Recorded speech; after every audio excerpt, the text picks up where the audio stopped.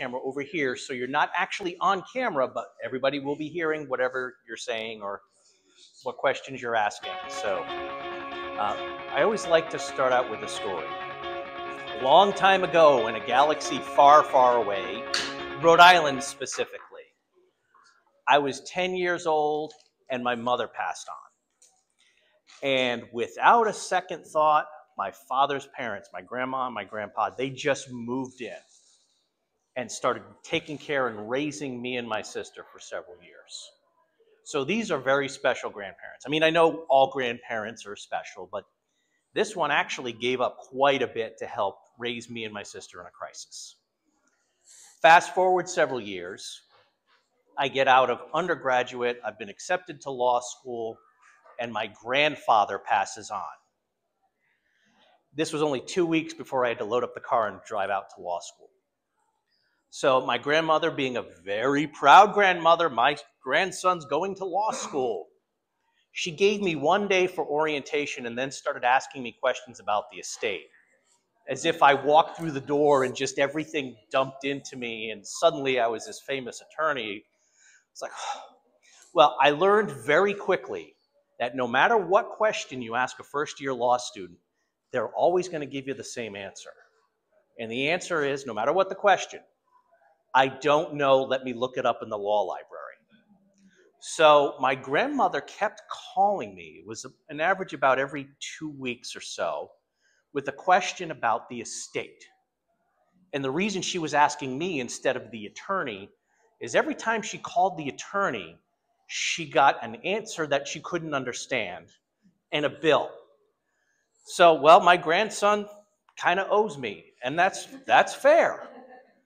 So I'm running around getting answers to her questions, and it suddenly dawns on me that it's a year and a half later, and she's still asking these questions, and I'm like, does this happen every time somebody passes on? And apparently, in a lot of cases, it can be.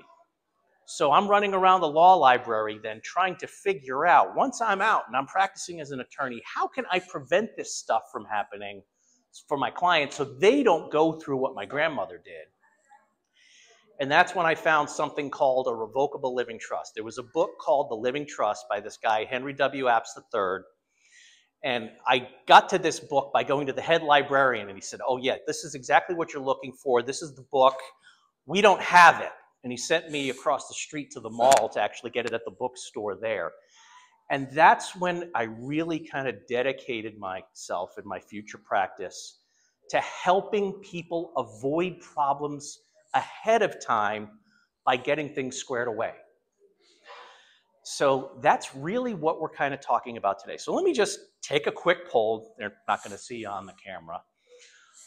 How many people would prefer that the government decide things for them and have a government process to do it?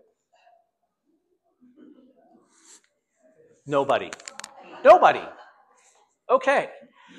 That's kind of what happens if you're not putting in place your own documents. And the fact is, there are a lot of documents out there that can put the power back into you and also empower the people you want to make decisions and handle things for you in a crisis. So that's really what I'm covering today. And we've got 45 minutes. There's no way I'm going to talk about strictly legal documents for 45 minutes. So I will take whatever questions as we're moving along. I'll try to make sure we're covering everything. All right, so there are what I call the big 5 documents. These are really the basics that every adult should have. The first one, this is a last will and testament. So that's what most people hear about for estate planning. It's the last will. It's when I pass on, I want this. I mean, you probably see on TV that this big dramatic thing where the attorney's reading out the will. It doesn't really happen like that. But the will lists who gets what, when did they get it, here's this percentage, or here's this thing held in trust and whatnot. The will controls all of that. So you can put in place ahead of time. The main things, here's who I want my executor to be. This is the person who's going to make all of this stuff happen, wrap up any final bills you have. and make sure that everybody gets what they're supposed to get and when. And then you're listing out, here's where everything goes. There may be a couple of miscellaneous things in there. I've seen attorneys put things for, if I have any minor children, here's who I want to be guardians and things like that. Here are some specific burial or cremation wishes and things like that. But that often goes into that last will and testament.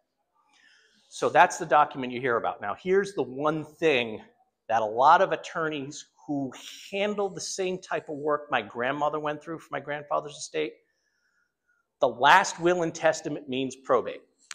So if anyone has ever said to you, oh, I have a last will and testament, my estate doesn't have to go through probate.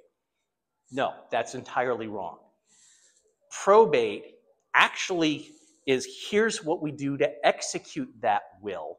And so there's the court process. Now let me ask, has anybody here been an executor or administrator for an estate? Okay, so you've seen all the paperwork that has to go into it. You have to list every single account, what the balance was exactly on the date of death. It's not just, oh, well, the statement said, here's what it, no, you need a written statement from the financial institution. Here's what the exact value was on the date of death. Then every single bill that gets paid, funeral bill, outstanding credit card debt, all of that stuff, you need documentation in terms of here's this invoice for it, or here's the statement, here's the check that was written, here's a copy of the canceled check afterwards, and everything has to balance down to the penny. How many people like that exercise? Okay, here's the one thing that I've found. Engineers and accountants think probate's no big deal. It's just something with the way their brain gets trained for what they do that they think probate's no big deal, and for them it isn't. For most other people, it's being an executor is kind of considered the worst part-time job you're ever going to have. So, yeah, well, no, you do get paid.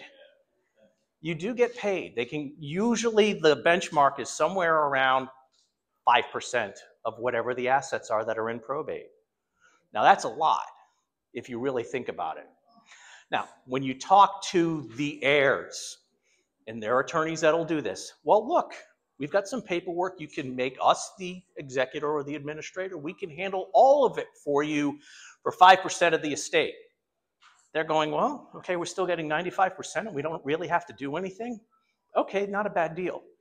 You tell my clients at the planning phase, oh yeah, you're going to give up 5% of everything you've worked your whole life for just because we need some paperwork. They're going to go, that's crazy. And I agree, especially because it's that process that generally lasts. Now, I've been saying 6 months to a year and a half. It's usually a lot closer to a year. I've seen some very simple estates get wrapped up in 6 months, but sometimes there's just stuff that pops up. But when you have that last will and testament, it's kind of saying, yeah, we want it to go through probate court. We're going to talk about an alternative in a minute, but this is at least that one of the 5 basic documents that you want to have. Second one, now we're talking about during life, and if there's some kind of crisis or someone just needs additional help, it's a financial power of attorney. The ones we use, the technical term, it's a durable general power of attorney. And this is where you're saying, here's this person, I want them to be able to do all these kind of financial things on my behalf. They can do banking, real estate transactions, pay my bills. If there are any kind of outstanding benefits that you might be entitled to, they're representing you to make those applications. They sign everything for you. Now, you can limit stuff, but the way I kind of look at it with my clients, I try to keep it easy. Look, if you're trusting this person enough that you want to make them your power of attorney, don't start in with, well, they can do this or they must do this, they shouldn't be able to do this, and get really detailed. It's like, no, you're trusting them or you're not. So if that's the case, they can't marry you off to someone or divorce you from someone. They can't vote for you, and they can't enlist you in the military. Other than that, there are some exceptions, but it's a very broad power. But that may be exactly what you want someone to be able to do if you're in a position where you can't make those decisions and do those things yourself. So that's the durable general power of attorney, the second document. Third one is the healthcare power of attorney. So now we're getting into making these healthcare decisions for you. So again, very, very broad. Anything that you could authorize or do for yourself, the healthcare power of attorney is going to be able to do that. So it is a powerful document, particularly if it's in a medical crisis. So again, very broad healthcare powers and decisions that they can make on your behalf. Fourth document. This is what most of my people jump to when I start talking about who do they want to be their healthcare power of attorney. They go, oh, I want so-and-so because they will pull the plug or they won't pull the plug. We're talking about you're at that very final stage and the doctors have said, look, there's nothing we can do. But we can keep the body going on the machines and the nutrition and the hydration and keep our fingers crossed, knock on wood, have a miracle, maybe something will happen. Most of my clients go, look, if I've reached that point, then please just let me go. That's the living will. So that document kind of takes that decision off your healthcare power of attorney. You want them to be able to do everything else, but believe me, there is an awful lot of guilt that lingers if they actually have to make the decision. So that's most of my clients. It's like, yes, I'm trusting my daughter to make all of those decisions for me, but I don't want her to actually have to say, yes, quote, pull the plug on me. So that's where the living will has you making your own decisions. And then the last one, we're going to talk a little bit more in depth on this one. It's a nomination of conservator. And this is if you get to the point where a judge is stepping in or someone's bringing a legal action because someone needs to be legally in charge of you, then here's the people that you want. Now, the way I put this together with everything else, it really shouldn't be necessary. Because you have a financial power of attorney, you have a healthcare power of attorney, you've already named people in this. Why should a court have to get involved? Remember when I started out saying, do you want the government in charge of making those decisions? Do you want a government process? Guardianship and conservatorship is government process. It's a judge saying, oh, well, this person is better equipped to do this than this person because they didn't make any decision. Wouldn't you rather make those kind of decisions ahead of time yourself? Yeah. So the nomination of conservator, I call it like a defensive document. It's going to list exactly the same people in your financial power of attorney to be your conservator of the estate. And separately, doesn't have to be the same people. Here's the list of people that I want to be my conservator of the person to make the healthcare decisions for you. So if we're lining them up, a judge really has to have some kind of solid reason to not just go along with those two powers of attorney. And usually it's something like, well, okay, we see the power of attorney is actually stealing money or there's weird stuff going around and the court needs to supervise it. And if that's not happening, well, why would you want the court to have to say and look at all that stuff? Now, how many people here have heard, oh, we're just going to go and get conservatorship over someone? Have you heard that? Because I've talked with a few people and they just, it's like they're jumping right to, well, okay, I see this a lot when there are children and they're turning 18. And it's like, well, they're going to need extra help. And if I've talked with the bank, and they say once they're 18, they're an adult. I can't do anything. And they say, go down to the courthouse. You can just get a conservatorship. Okay, that means you are getting the court involved, not just now, But in the future as well, every single year, there has to be some kind of accounting for everything. So that conservatorship isn't just a one-time thing where you go in and yes, okay, now you're the conservator. You have to keep records that are exact, that the court approves and says, yes, this is okay, or no, this isn't. You need to put your own money in because you were abusing your court oversight every single year. I have a client that they had to do this for her son. He ended up in a car accident and it was a brain injury. And he didn't have any documents in place. And so they had to go to court, get that conservatorship. And she's like, it's just such a pain. They paid an attorney to actually handle all those filings and paperwork for about 6 or 7 years. And then she's like, this is just too expensive and it's using up my son's money. I'll do it myself, but now she's having to do hours of stuff. And she had to hire a bookkeeper who was familiar with the process anyway. Why go through it if you can put in place the documents to avoid all of that stuff? All right. Well, let me go one more kind of bonus document. If you have minor children, or you're actually the legal guardian for somebody else, then we typically also put in a nomination of guardian for that minor child. So this way, if anything happens to you, your wishes regarding here's who I want to actually raise my child, that's put in place. So that's kind of the bonus document out of the big 5 that makes it 6. All right, any questions on any of those before I get into the revocable living trust thing? Yes? Just have a comment in reference to the banker saying go get a conservatorship. I've been in a banker for over 30 years. Yeah. I've never paid legal advice from a banker. Oh, God. I've had a lot of, I don't want to say run-ins. Is there a more polite term than run-ins? With bank personnel telling my clients to do something, I said, no, don't do this, do this. They go, oh, the attorney doesn't know what they're talking about. You need to go and do.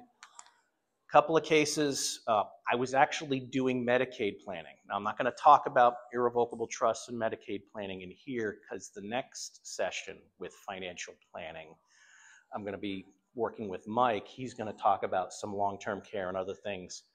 I'll go into that later. But I had clients moving hundreds of thousands of dollars into irrevocable trusts. I told them exactly how to set up the accounts so it works with the trust. In the banks, same bank, 2 different branches, 2 different people, told them, oh, don't do that. Do this instead. That's giving legal advice. That's actually doing estate planning. And they got it wrong because what both banks told my clients to do would have put all those assets back on the table for Medicaid to say, yeah, you have to spend it down. So this is actually in my engagement agreements that, hey, if any financial institution starts telling you to do something else, you're waiving attorney-client privilege so I can file a complaint with the state bar for the unauthorized practice of law. They were really potentially costing my clients hundreds of thousands of dollars just by that simple thing with setting up the accounts.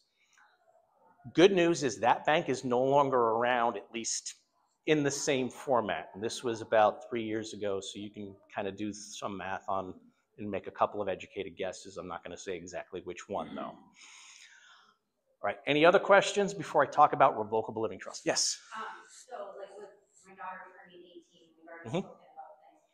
Now, with her being 18, obviously, she's not going to have, like, I'm not going to, when she's an adult. So let's say something does happen to me.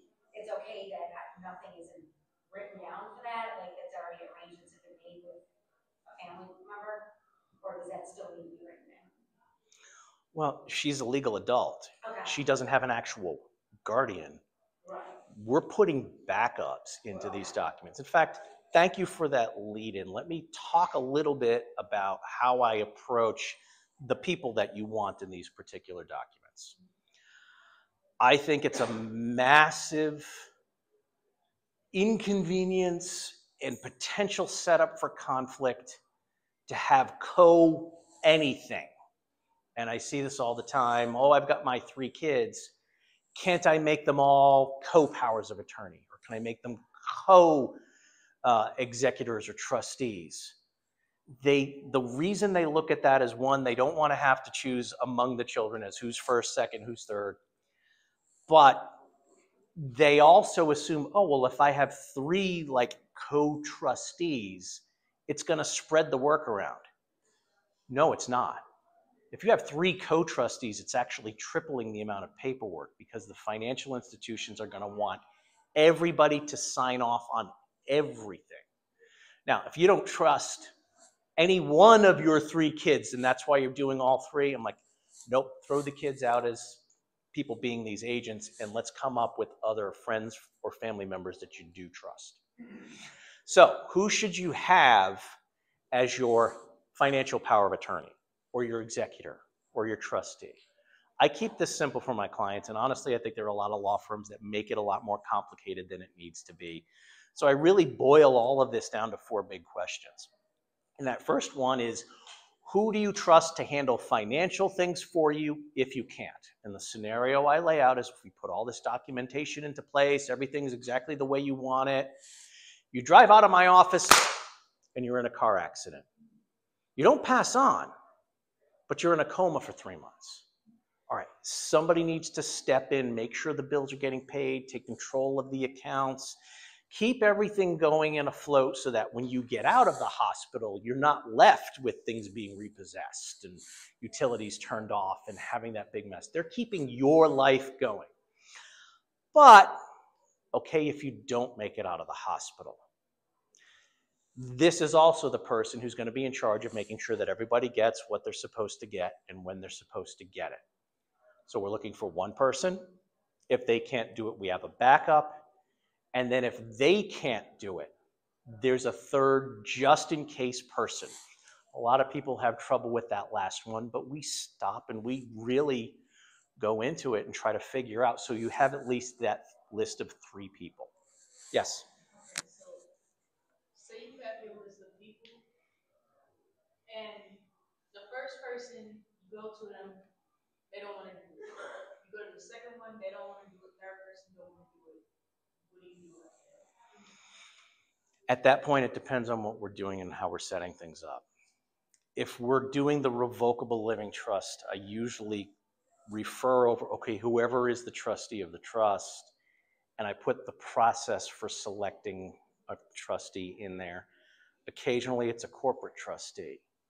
Now, I would suggest it's worth a conversation with these people about whether they would do something in a crisis like that for you. So out of that list of 3 people, you're not getting everybody saying no. And I can, all right, I'm giving my age away a little bit. I've been doing this for 28 years, and it's at least never gotten back to me that my clients have gone through all 3 people. I've had people who've gone through 2, and they're rushing to the office, and we're putting more people in place. But we've never gone through all 3. So out of those 28 years, okay, that's a really good track record. So really think about who you want. I've also haven't had too many people say, no, I'm not going to do it. So you're pretty sure. Now, here's a little bit of a warning. If you're putting somebody as that financial person, you should expect that you're probably going to be on their list too. So if anything happens to them, you're going to be stepping in to help them out as much as they would be helping you out. All right, good question. Second big question out of the big 4, who do you trust to make healthcare decisions for you? So it's that same scenario. You're in a coma for 3 months, you're in the hospital. Who's the person who's talking with the doctor, deciding on courses of treatment? Are we doing surgery A versus surgery B? Who's signing all of that paperwork that comes along with someone being in a hospital? All right, you have one person. If they can't do it, there's a backup. And if they can't do it, there's a third. Now, with those 2 questions, sometimes it's the same list of people, but it does not have to be. I often have clients struggle. They're trying to find Superman or Wonder Woman, someone who can do it all, who has all this knowledge. Look, we know people in our lives who have different capabilities and different skills, and someone who might be really good with money, you don't want them anywhere near health decisions. Again, giving away my age, I used to say, if you have someone who's making healthcare decisions, but they can't balance a checkbook, who balances checkbooks anymore? You don't want them handling money, but they'd be good with healthcare. So you can have different people in these lists. Third big question is really the estate piece of it. And a lot of times my clients don't like this question. It's, okay, if you pass on, who gets what, when do they get it, and how? The reason they don't like it is I keep killing off their loved ones in these scenarios to see where the money goes. And it's good to just build in some layers of contingencies and just in cases, because we never know what life's going to throw at us. And then the fourth big question is, if you do have minor children, who's going to raise them if anything happens to you? My married senior clients get a kick when I ask that question and I say, are you planning on having any more children? And they're 65 and 68. No more kids, no more kids. Okay. So that's the big four questions. One other point, often when we're looking at the who gets what, that third question, if there are younger beneficiaries, you might want to keep something in trust for them, meaning they don't just get the money outright. How many people here can think any 18-year-old, you could just give them $100,000 and they'll do the right thing with it? Okay. I actually had a financial advisor who, and this is going back many years, kept trying to get his clients to come over to me, but they had one daughter, and they were like, we'll get to it, we'll get to it, we'll get to it. Well, they ended up dying in a car accident. She was only 2 months short of her 18th birthday. Well, 18 is a legal adult. And so they had on that stock account as a pay on death beneficiary, the daughter. She has her 18th birthday, and she ends up inheriting, I think at that point it was like close to $600,000. You could probably say that's probably about $1 million or more today in today's dollars. She sold off all the stock, bought a house that she couldn't really end up taking care of long term, dropped out of high school, married an unemployed 25-year-old man, and still had, well, I have $115,000 still left in the bank. I'm never going to have to work a day in my life. That inheritance, it wasn't just that the inheritance was wasted. That ruined her life. So finding a way to have it held in trust for her would have been a much better thing, but okay, they didn't plan ahead. And the default government rule is, okay, you're 18, you're an adult. Have at it. Right. So now we're talking and getting to revocable living trusts as an estate planning and control thing. How many people here have heard of revocable living trusts? How many people here are familiar with revocable living trusts and how they work? Okay. All right. Basically, a revocable living trust is a way to keep assets from having to go through the court system. It avoids probate. It's not some kind of magic document that you sign it and suddenly everything you own stays out of probate. This is the secret that a lot of attorneys aren't going to really explain. Probate will take anything that's in a deceased person's name when they pass on, run it through that meat grinder of paperwork and inventories, and we need copies of canceled checks and all this other stuff. And then out the other side, it gets retitled to the beneficiaries. So that's all probate really is. It's a massive, expensive, time-consuming, frustrating retitling process. So if you're setting up a revocable living trust, you're the trustor, you're setting it up. You're the trustee, you're managing it. You're actually the beneficiary while you're alive. And now everything else that you expect to see in a will, if you pass on, here's where things go, and all the stuff about control. Here's how the successor trustee would step in and manage things for me if I became incapacitated and couldn't handle it. All that's spelled out inside the trust. but then assets end up being titled in the name of the trust. So you're actually changing the ownership of your real estate to your trust.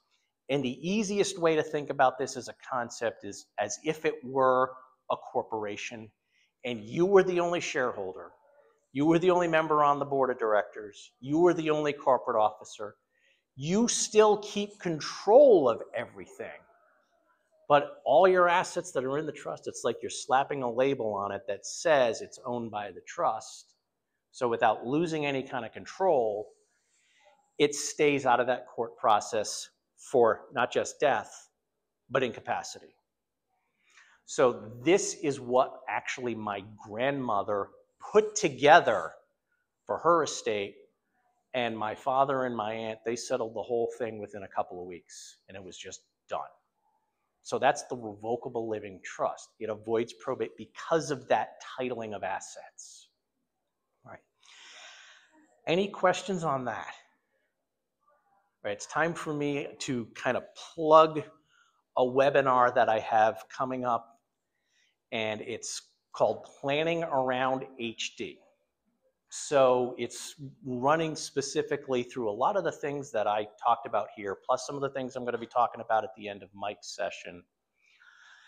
And you can register. I mean, you've got the handout. If you actually scan that, it's going to take you right to the YouTube webinar. But if you want email reminders, just go to plainenglishattorneyregistration.com. Again, plainenglishattorneyregistration.com. It'll send you 3 reminder emails, and then a couple hours after the webinar, it's going to send you, here's a bunch of free resources, and it's a lot of the same stuff that's on that handout. If you do want to look more at revocable living trusts, there's the freetrustcourse.com. That has my book, Estate Planning Basics, in there in a PDF format as well as an audio format. So, any questions? Yes? To have your assets put into a revocable trust, what is that process like? I mean, how much does it usually cost to go to a bank? Do you have to go through escrow? Do you have to? Oh, no. Yeah, if you are taking your assets and you're moving them into a revocable trust, there's not going to be any cost associated that with the bank. And in a lot of cases, the stockbrokers, I don't know if they throw on a $25 fee. Usually they don't, because believe me, any fees like that get people ticked off enough that they're just going to take their money somewhere else. Okay, what if it's real estate? Okay, you got to file another deed, but it's not like you have to have a closing and, like you said, escrow and pay the transfer tax. It's just the $26 filing fee to get the deed registered, and then whatever the attorney's charging for that. So you have to make sure as much as possible everything lines up, but that's part of the process that we run through with our clients when they do revocable living trust. We actually do a separate meeting to run through everything and say, here's the recommended action for each one of those. But we handle the deeds, and if it's out-of-state property, we just get an attorney in that state to handle it. Okay. Yes? Personal real estate. What if you moved your real estate over to a business? Okay. Actually, if it's in a limited liability company, which a lot of my clients have with rental property, it's actually pretty easy. All I need, for me, I just need to check your operating agreement, and it says you're allowed to do that. And then it's just a one-page form that you're, quote, transferring your interest over to the trust, and you're the trustee who's going to keep everything in the same proportional ownership, and you're representing those interests on behalf of the trust. We do it all the time for our clients. So, LLC protects your personal assets. right. So when you combine it into a trust, That's not going to, no, that's not going to disrupt any of the liability protection. If you think about it this way, you have IBM stock. Okay, what happens if IBM gets sued? IBM can't get to your personal assets. If you own IBM stock inside your trust, same thing, they can't get to it. That's the business separation, and honestly, it's a big value if you're going to have stuff like rental property, have it inside an LLC, it's going to keep that corporate protection. Just moving the interests is like the same as moving the IBM stock. It's not going to affect your liability at all. Another area, when we were speaking about minors, gray areas, I don't have any minors anymore, thank God. So divorce situations where you have a kid and you listen, 3 executors, but none of those executors involved co-parents. And you have your child's assets in the trust. So your executors manage your trust, but there's also the issue that they're still minors and they still have needs. So does a family law attorney come in the mix of that and just try to? Okay, wait. Technically, now we know in reality it's not quite like that. Minors don't own anything. You're 17 years old, you don't technically own the clothes on your back. But we all kind of acknowledge, no, that's just not the way life works. If you're moving your assets into a revocable trust, it's in the revocable trust. If it's minors' assets and it's being governed by a court or overseen, maybe it was an inheritance from grandparents or something like, okay, that's a totally separate thing. But anything that you're putting into your trust, even if it's earmarked for a minor, your trustee is overseeing it until they reach whatever age you say is appropriate. Okay? Yes? So, question about irrevocable. Okay. Medicaid plan? Before you, okay. That's coming up in the next session because irrevocable trusts, there are some really good planning things that we can do with irrevocable trusts. Okay, I will give this piece of it here. I often hear from clients, yes, I heard about this great Medicaid trust. It's for moving assets and then it doesn't count for Medicaid 5 years later. Can I do one of those? Oh yeah, it's great. So you set up this irrevocable trust, you move your assets in. 5 years later, it's as if they never existed. You never owned them. Oh, that's great. That's wonderful. Yeah, except you can't be the trustee overseeing it. And in fact, technically, you're not even the beneficiary. You have to put someone in charge of your assets and your money to the point that if you want that money, hey, can you get me $10,000 of my money because I want to spend it on this? They can say no. Most of my clients, until they see there's a problem that's going to pop up, they're not willing to give up that much control for that benefit, at least not yet. Okay. Yes? Tax advantages for the revocable trust. Okay. Tax advantages for revocable trust. 0 advantage or disadvantage for income taxes, capital gains taxes. It's completely see-through if it's your trust. Now, there's estate planning if it's spouses, that you can have something called a credit shelter trust that kind of pops up when the first spouse dies. So you're kind of doubling your estate tax credits. Now, I'm going to tell you this exactly the way I explain this to my clients. I'm using old numbers because when I use the actual current numbers, everybody's eyes glaze over. It wasn't that long ago that everybody had $1 million that was exempt from estate taxes. So the biggest mistake that a married couple could make is, oh, I just leave everything to my spouse outright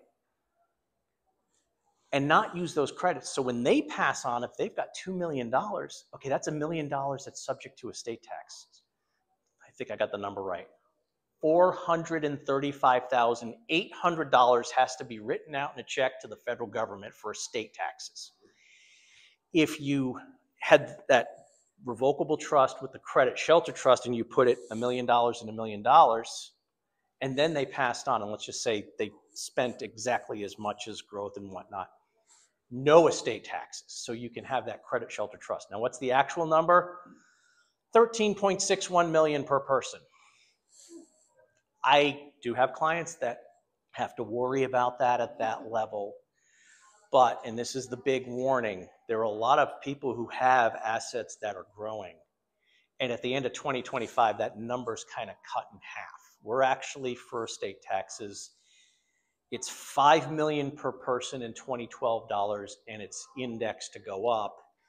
And then they, of course, they put in a temporary law back in, I think it was 2017, that, okay, we're doubling it. And then it goes away, at the, like I said, at the end of 2025. So that doubling goes away. So really it should still be somewhere around, probably by that point, 7.5 million. But if you just think about it, if you're investing well, what is it, Mike? About every 7 to 10 years, you're doubling your money. And if you're being frugal with the spending, you could end up in an area where if you're not using something like a credit shelter trust for a married couple, there could be estate taxes. You look at that number, 13.61 million or even half of it, the fact is the tax rate, you should just figure 40% of everything above that amount. So even if you had $100,000 over that limit, well, I had 13.71 million. Okay, the family still doesn't want to pay $40,000 in estate taxes if they don't have to. Right, any other questions? Yes. My husband has Huntington's. He's in assisted living facility. Okay. So he's been there for about a year. So, and he both of us have done a good job saving for retirement. So we're, in order to pay for it, tapping into the 401k to retirement. Mm-hmm. So is there anything that can be put into place to protect my assets as long as he's still living? That's a complicated question. There are a lot of different potential answers, but it really depends not just on the dollar values, but what it's in. Now, I'm an attorney, but I am also a certified Medicaid planner. And what I can tell you, estate planning can really be looked at as more of a science. Medicaid planning is a lot more of an art form. And what I tell my clients is, okay, if you give me a list of your assets and what it's invested in, and I come up with a Medicaid plan, it's like taking a puzzle and dumping all the pieces out onto the table and put it all together and go, okay, it's a picture of a horse. Here's what your plan is. Oh, wait, here's one more thing. Okay, we fit that puzzle piece in. The puzzle turns into an apple. It's totally different based on that one thing. Many years back, I had a client who we thought we had everything exactly right. Applied for Medicaid. Apparently, he had a 1/10 of an acre lot on the side of a mountain that was totally worthless. But he can only have one real estate piece as his primary residence, and they said, you got to get rid of that before we'll approve Medicaid. Well, how do you get rid of that? Well, we had the documentation that it was pretty much worthless, and a cousin decided, I'll buy it for $100, and they transferred it. But we had to go through that. That one thing held up everything. Right. Any other questions? Yeah. When trying to nominate the guardianship of a child, especially in the context of Huntington's disease, say I list 1, 2, 3, and 1 might not be suitable 10 years from now. 2 might not be suitable 10 years from now. Like, what kind of wordage could you put in there to kind of, reassess if the person is suitable? Well, this is one of the reasons why we say, look, put at least 3 people in. Now, everybody would love to think, okay, you put a place in a estate plan and it's done forever. Well, no. Things happen in life. Well, this person, I've seen this. My sister, she would be perfect, and then she got hooked on drugs. She was in and out of jail and out of rehab. We need to take her out of that list right now. It's about, on average, every 5 to 7 years that my clients come back to make some changes and update those things, and that's really the best you can do. There's also nothing saying you can't put in more than 3 people. I have one client, and this is going way back. She was the youngest of 10 children. So she put every single person in that list. And because she was the youngest and it was so spread out with her parents, with the kids, she had 2 nephews that were older than her. Yep, let's put them as number 10 and 11. So she could put all of those people. It's only when my clients say, oh, I just want 1 person or 2 people that I really push for at least a third. Doesn't mean you can't put more. So going through a much longer list is a much better chance that you're going to get to somebody who can handle things. Okay? I have one Yes. question. If your spouse has an IRA account through a finance company and it's only one name on that IRA account, Yep. are you recommending that he contact the finance people that have other names on that IRA account, which is only his name? You can't. Not for ownership. Individual retirement accounts are for individuals, and you get that tax deferred status because it's the money they worked for and put in. If you say, oh, well, I'm going to put somebody on as a joint owner, tax-wise, that's going to be looked at as if half the money was withdrawn and it was gifted to them. Can you change the beneficiary if they pass on? Well, yeah, you can. I'm not saying 100% do that. Look, there's tax implications and trade-offs and everything. That's something to really look into in more depth. But, yeah, you can't have a joint owner on a retirement account. Okay. Was this session over 5 minutes ago? I kept people engaged for 40. Oh, wow. Okay. All right. So I guess we have a break, and then you're coming back at 1/4 after. Is that right? All right. So Mike will be talking about long-term care, and I will talk a little bit about Medicaid planning. Thank you.